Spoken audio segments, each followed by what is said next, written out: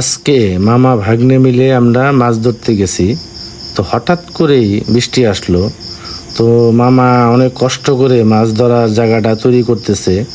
তো ওখানে আমরা বড়শি ফেলে আর কি মাছ ধরবো।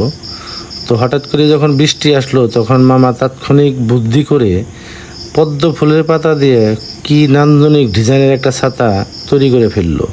দেখুন যে মাথায় ছাতাটা কি সুন্দর লাগতেছে, নান্দনিক ডিজাইন, কি আবিষ্কার মামার। হ্যাঁ, হঠাৎ করেই তো প্রকৃতি থেকে এরকম একটা পাতা নিয়ে মাথায় দিয়ে ছাতা বানানো সত্যি একটা মুগ্ধকর ব্যাপার।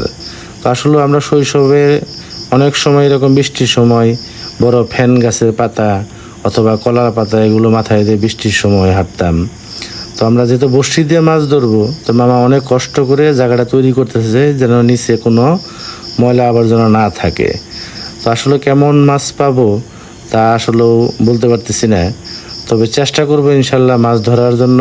আর আপনারা ভিডিওটা অবশ্যই দেখবেন, কারণ মামার এই ডিজাইনের ছাতাটা আমার কাছে খুবই ভালো লাগছে। খুবই সুন্দর লাগতেছে ছাতাটা, কি নান্দনিক ডিজাইন।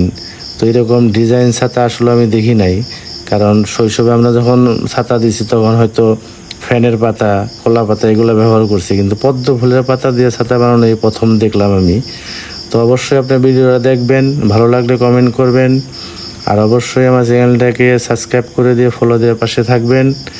তো আর দেখতে থাকুন মামা কি সুন্দর করে জায়গাটা তৈরি করতেছে। তো আশা করি ভিডিওটা আপনাদের কাছে ভালো লাগবে। ধন্যবাদ, ভালো থাকবেন সবাই।